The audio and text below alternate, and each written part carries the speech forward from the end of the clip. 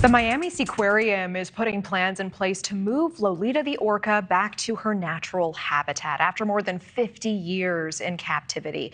But now a group of Lolita's former trainers launching a petition to keep her in Florida. They are arguing the massive undertaking to bring her back to the ocean could be deadly to this beloved whale.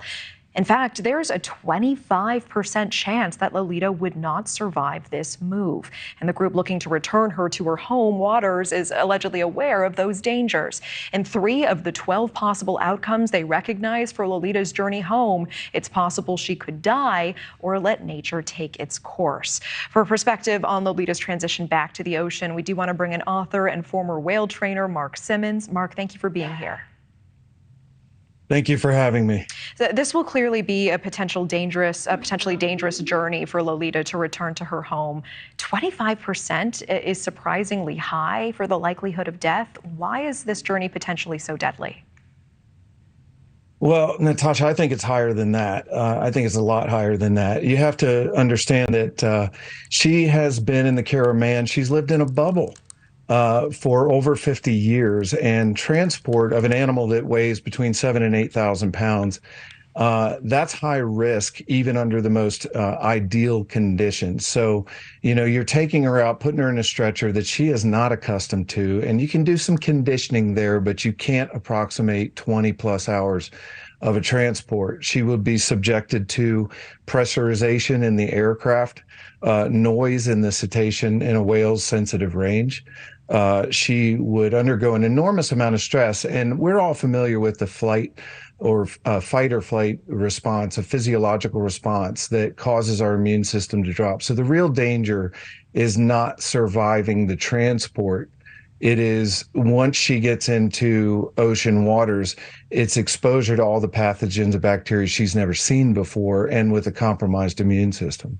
Out of the 12 possible outcomes recognized by this behavior team, 3 of them involve her death, and others end in threats to humans. They talk about threats to boats, to residents who live in that area. Why would there be a threat to human life?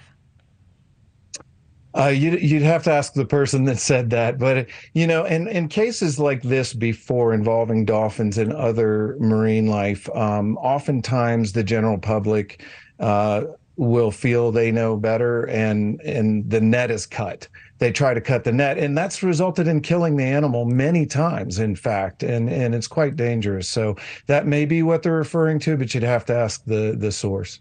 Bottom line, with your experience with these sorts of whales in captivity, there's a 75% chance that she will survive this. Is that worth it in your eyes? Is she suffering in her current condition, and should she be moved for that 75% chance? Yeah, well, again, I wouldn't agree with 75% chance at all. And again, we've been down this road before, right? So we've seen this with Keiko. The outcome was predicted. It was predictable. And, he didn't live free, and he didn't live carefree. He died a very horrible, drawn out death of malnutrition, collateral pneumonia from that. And he sought humans at every point throughout that project. And you don't have to take my word for it. It's in the scientific report. The thing about Lolita is we are what we eat, right? We all understand that physically. We also behaviorally are what we learn, and she is not a wild whale. So the idea that, these 4 rich guys know what a killer whale needs in their welfare is a farce. It's a fairy tale, and it sounds good. And let me just say, no one agrees with her current circumstances. It should have never happened. I mean, her pool is too small. It should have been increased 40 years ago. We know better, and no one's satisfied with that. But sending her to an environment, ripping her away from her family twice in her life, is not what's in her best interest. Okay, I appreciate the perspective. Mark Simmons, thank you so much for your time. Thank you. Thank you for watching. Go to newsnationnow.com to find News Nation on your television provider. And don't forget to click the red subscribe button below to get more of News Nation's fact-driven, unbiased coverage.